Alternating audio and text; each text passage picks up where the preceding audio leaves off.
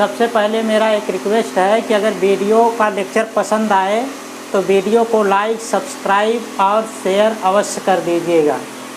देखिए बच्चों, आज हम क्लास 11वीं केमिस्ट्री अध्याय 2 परमाणु संरचना एटॉमिक स्ट्रक्चर में किसी परमाणु में किसी इलेक्ट्रॉन की क्वांटम संख्याओं को कैसे ज्ञात किया जाता है उसके बारे में अध्ययन करेंगे। देखिए बच्चों, ठीक इसके पहले वाले वीडियो के लेक्चर में हमने जाना था कि क्वांटम संख्याएं क्या होती।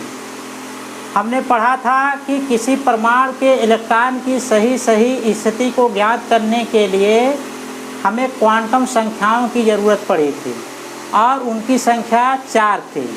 कौन कौन थी? मुख्य क्वांटम संख्या, प्रिंसिपल क्वांटम नंबर, दूसरा क्वांटम संख्या था एजीम्यूथल क्वांटम नंबर यानी कि द्विगंशी क्वांटम संख्या, और तीसरा था चुंबकीय क्वांटम संख्या यानी कि मैग्नेटिक क्वांटम नंबर, और चौथा था चक्रण क्वांटम संख्या यानी कि स्पिन क्वांटम नंबर। तो हम आज ये सीखेंगे में किसी भी परमाणु में किसी भी इलेक्ट्रॉन के चारों क्वांटम संख्याओं को कैसे ज्ञात किया जाता है।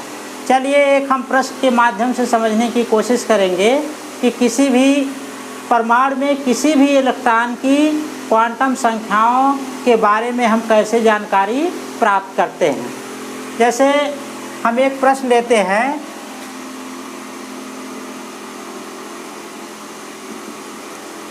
मान लीजिए कि दिया हुआ प्रश्न है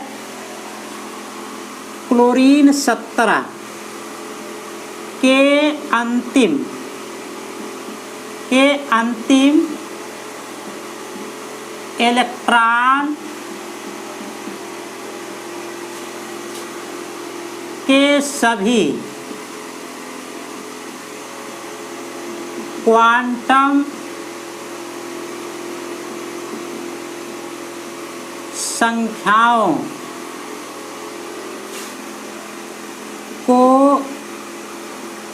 ज्ञात कीजिए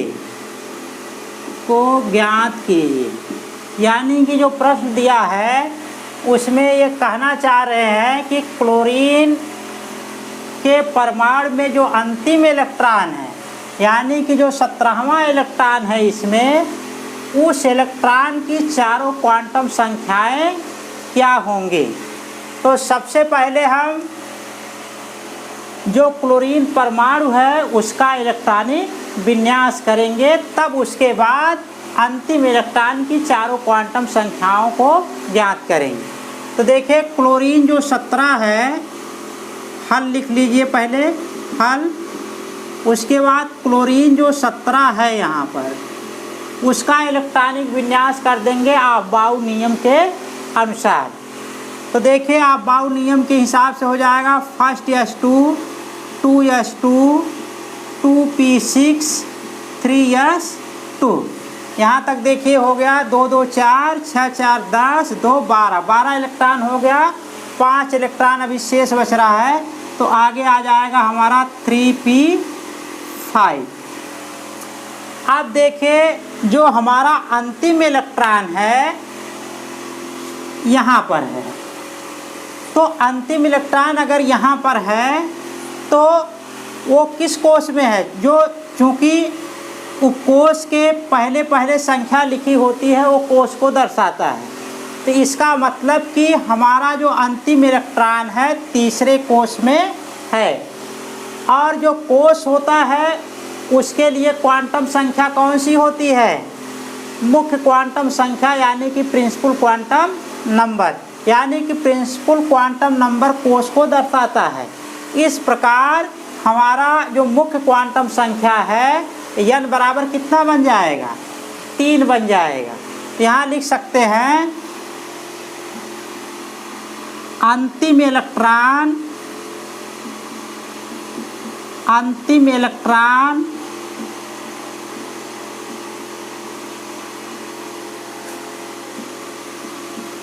तीसरे कोश में है, अतः मुख्य क्वांटम संख्या n बराबर कितना हो गया 3। ये क्लियर हो गया कि जो अंतिम इलेक्ट्रॉन है उसके मुख्य क्वांटम संख्या का मान 3 हो गया। अब इसके बाद हम जानते हैं कि अगर कोई मुख्य क्वांटम संख्या ज्ञात हो जाए तो उसके लिए जो यल का मान होता है कहाँ तक होता है 0 से n-1 तक। तो अगर 0 से n-1 तक यल का मान होता है तो इनके अनुसार लिखेंगे जब n बराबर 3 तब यल बराबर क्या हो जाएगा इनके हिसाब से 0 1 2। इतना ध्यान रखें यल का मान जो होगा ठीक इनकी संख्या के बराबर होगा। अगर 3 यहाँ संख्या है तो यल के 3 मान होंगे। अगर n 2 है तो यल के 2 मान होंगे। अगर n 4 है तो यल का मान 4 होगा। तो इसके बाद देखें यहाँ पर यल बराबर 0 1 2 आ गया।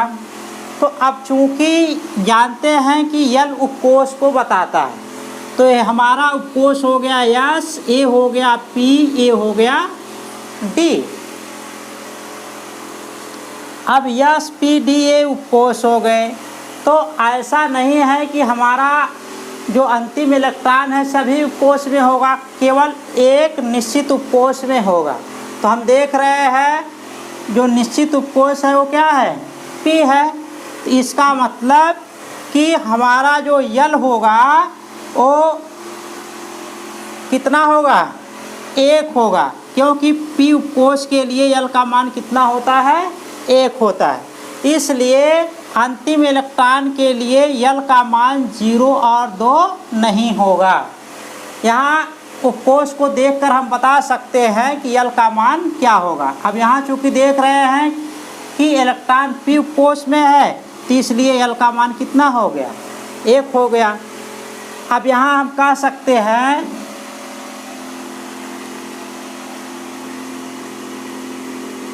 चूँकि अंतिम इलेक्ट्रॉन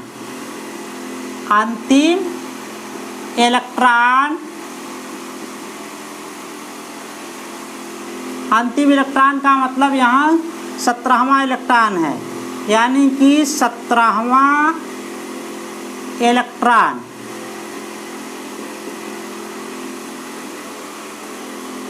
पी उपकोष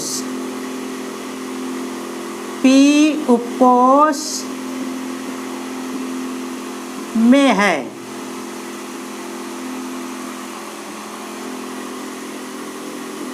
आता यल बराबर 1 हो गया। और ठीक हमने इसके पहले वाले वीडियो के लेक्चर में बताया था कि पी उपकोष के लिए यल का मान कितना होता है 1 होता है, और यस उपकोष के लिए यल का मान 0 होता है, डी के लिए 2 होता है, एफ के लिए 3 होता है। हम सीधा भी यहाँ लिख सकते हैं कि चूँकि यानी कि अंतिम इलेक्ट्रॉन पी उपकोष में है इसलिए यल बराबर 1 हो जाएगा। सीधा यहाँ लिख सकते हैं। लेकिन यहाँ देखें नियमता अगर हम जानने की कोशिश करते हैं कि पी का मान क्यों 1 है, ओ यल का मान क्यों 1 है, तो चूँकि इलेक्ट्रॉन पी उपकोष में है इसलिए यल का मान क्या हो जाएगा 1 हो जाएगा। अब इसके बाद देखिए अगर यल के मान ज्ञात होते हैं तो हमने बताया था कि पिछले वाले वीडियो के लेक्चर में अगर यल ज्ञात है तो यम का मान जो होता है 2l + 1 होता है, या यम का जो मान होता है +l 0 और -l होता है। तो इसके हिसाब से यम बराबर हमारा हो जाएगा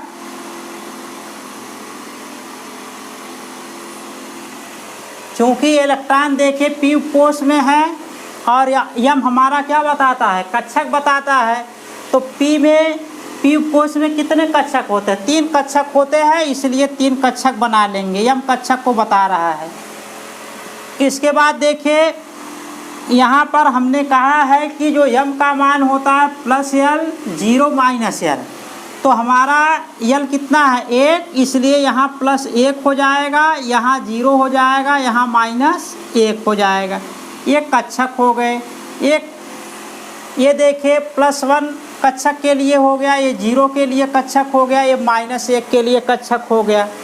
अब चूँकि इन उपकोष के कक्षकों में कितना इलेक्ट्रॉन है, 5 इलेक्ट्रॉन है, यानी कि पी उपकोष में 5 इलेक्ट्रॉन है, तो पी उपकोष के कक्षकों में ये 5 इलेक्ट्रॉन का भराव हम हुंड के नियम के अनुसार करेंगे। हमने हुंड के नियम में पढ़ा था कि किसी उपकोष के कक्षकों में इलेक्ट्रॉन का युग्मन तब तक नहीं होगा कि जब तक उपलब्ध प्रत्येक कक्षक में एक एक इलेक्ट्रॉन ना भर जाए। युग्मन तब होगा जब तक उनके कक्षकों में एक एक इलेक्ट्रॉन ना हो जाए। तो इनके हिसाब से पी उपकोष में 5 इलेक्ट्रॉन है, तो सबसे पहले सिंगल इलेक्ट्रॉन इसमें क्लॉकवाइज भरते जाएंगे। उसके बाद देखिए 2 इलेक्ट्रॉन शेष बच रहा, 3 हो गया, तो जो चौथा इलेक्ट्रॉन है वो एंटी क्लॉकवाइज यहाँ हो जाएगा, और 5वां जो इलेक्ट्रॉन है एंटी क्लॉकवाइज यहाँ भर गया। तो अब देखिए हमारा अंतिम इलेक्ट्रॉन किस कक्षक में है, 0 वाले में है, तो यम का मान ना तो +1 होगा ना तो -1 होगा, क्योंकि अंतिम इलेक्ट्रॉन 0 वाले में है। तो इसलिए यम बराबर कितना हो जाएगा, 0 हो जाएगा। अब लिखेंगे चूँकि अंतिम इलेक्ट्रॉन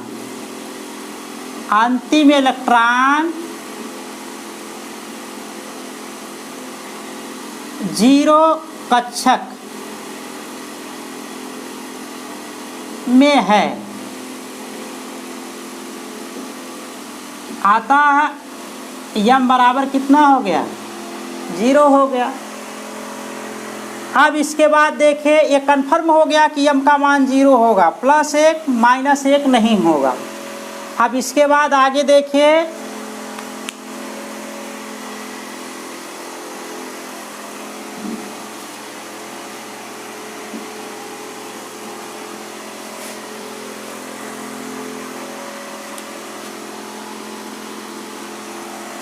अंतिम इलेक्ट्रॉन कहाँ पर है, 0 वाले कक्षक में है और एंटी क्लॉकवाइज चक्रण कर रहा है।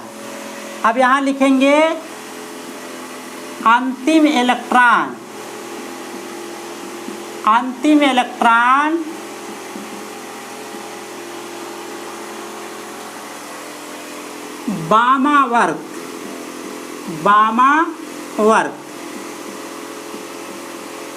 वामावर्त यानी कि एंटी क्लॉकवाइज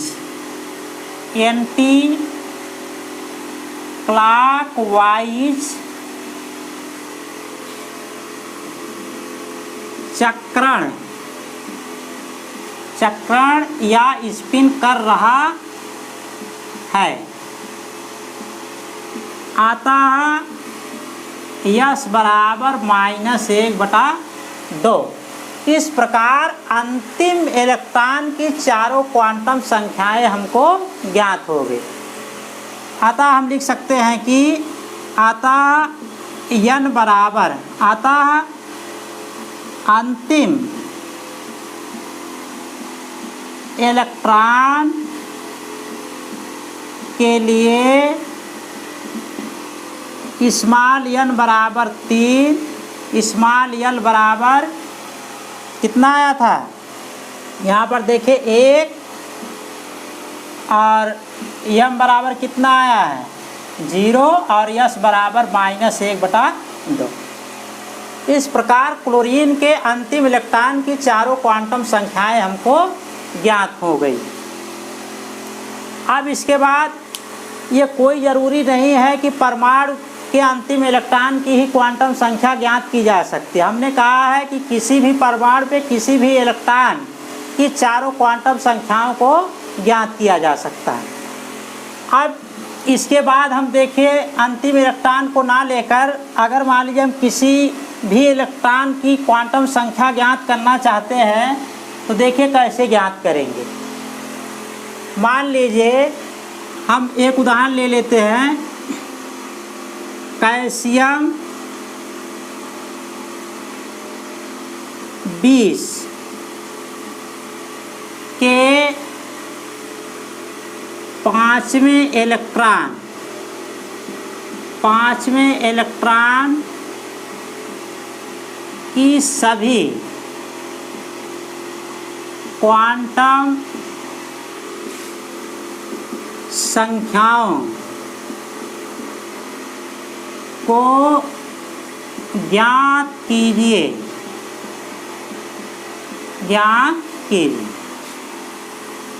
हाल में देखिए हम ये ज्ञात करेंगे कि कैल्शियम 20 का इलेक्ट्रॉनिक विन्यास क्या होता है। कैल्शियम 20 का इलेक्ट्रॉनिक विन्यास करेंगे तो हमारा क्या हो जाएगा, फर्स्ट S2 2S2, उसके बाद 2p6 3S2, उसके बाद आ जाएगा 3p6। अब देखिए यहाँ तक हमारे पास कितना इलेक्ट्रॉन हो गया, 4, 6 4 10 2 12 और 6 18। इसके बाद आ जाएगा 4s2।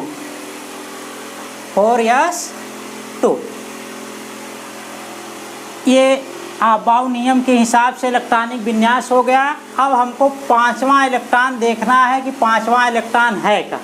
उसके बाद जानकारी प्राप्त करने के बाद 5वां इलेक्ट्रॉन कहाँ है, तब उसकी सहायता से हम क्या है यहाँ लिखेंगे हल। तो हल में सबसे पहले कैल्शियम 20 का इलेक्ट्रॉनिक विन्यास करेंगे अबाव नियम के अनुसार। अबाव नियम के हिसाब से हो जाएगा फर्स्ट S2 2S2, उसके बाद 2p6 3S2, उसके बाद 3p6। यहाँ तक देखिए हो गया 4 6 4 10 2 12 6 18 इलेक्ट्रॉन हो गया। आगे आ जाएगा 4s2। तो हम यहाँ पर देख रहे हैं कि जो 5वां इलेक्ट्रॉन हमारा है कहाँ पर है, 2p6 वाले में है। यहाँ तक 2 2 4, इसका मतलब 5वां इलेक्ट्रॉन इसमें होगा। तो इस आधार पर हम लिख सकते हैं कि कैल्शियम परमाणु में 5वां इलेक्ट्रॉन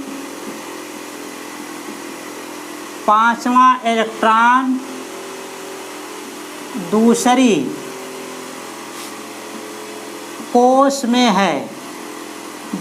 कोश में है। आता है n बराबर क्या हो जाएगा 2। अब इसके बाद जब n बराबर 2 होता है तो l का मान कितना हो जाएगा 0 1। 0 से शुरू करेंगे, ठीक इतनी संख्या के बराबर यहाँ लिखेंगे 0 1, 2 संख्या हो गया। अब इसके बाद देखिए ये पता करेंगे कि l का मान 0 होगा कि 1 होगा। ये हम पता करते हैं उपकोष की सहायता से, क्योंकि l उपकोष को बताता है। अब 5वां इलेक्ट्रॉन p उपकोष में है तो ये देखिए हमारा S हो गया, ये p हो गया। तो अब लिख सकते हैं यहाँ पर, चूँकि 5वां इलेक्ट्रॉन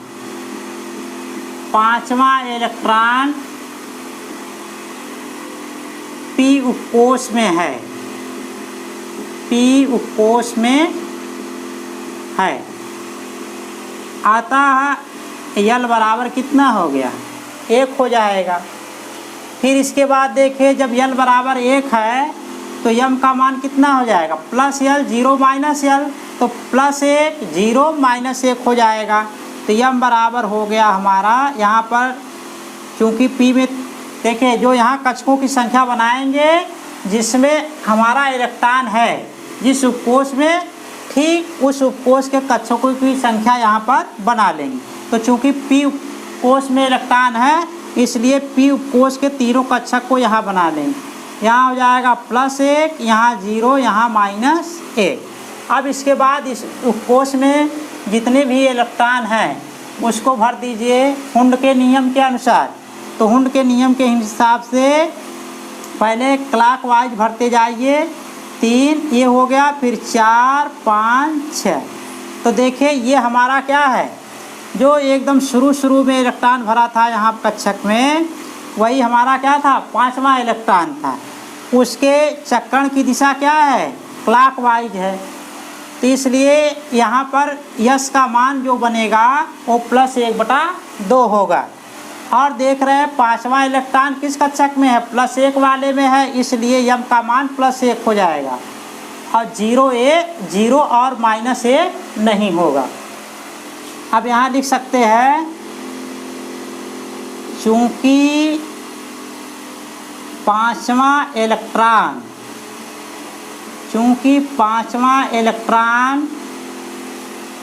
+1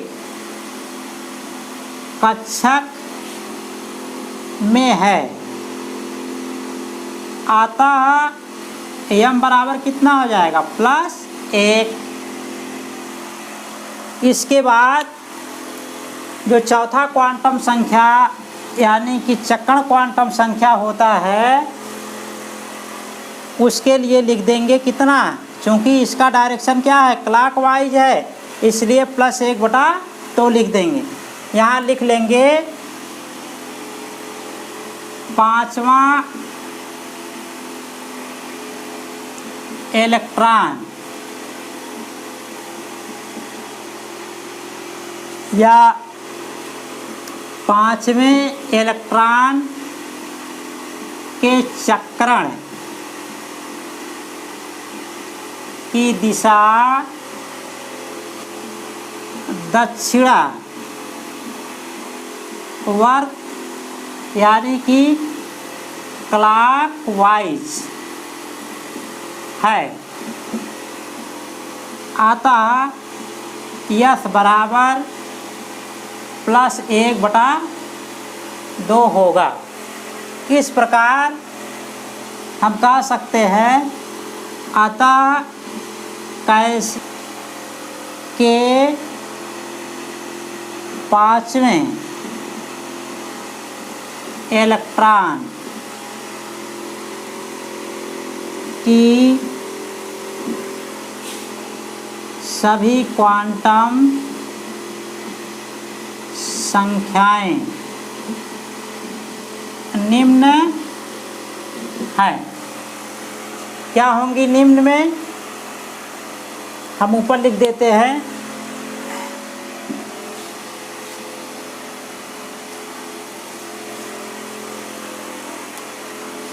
निम्न है। तो हमारा आया था n बराबर 2 और l बराबर कितना, 1, और यम का मान कितना है, +1, और उसके बाद यस का मान कितना है, +1/2। इसी प्रकार हम किसी भी इलेक्ट्रॉन के सभी क्वांटम संख्याओं को ज्ञात कर सकते हैं। ठीक है, लेक्चर के साथ अगले वीडियो में उपस्थित होंगे।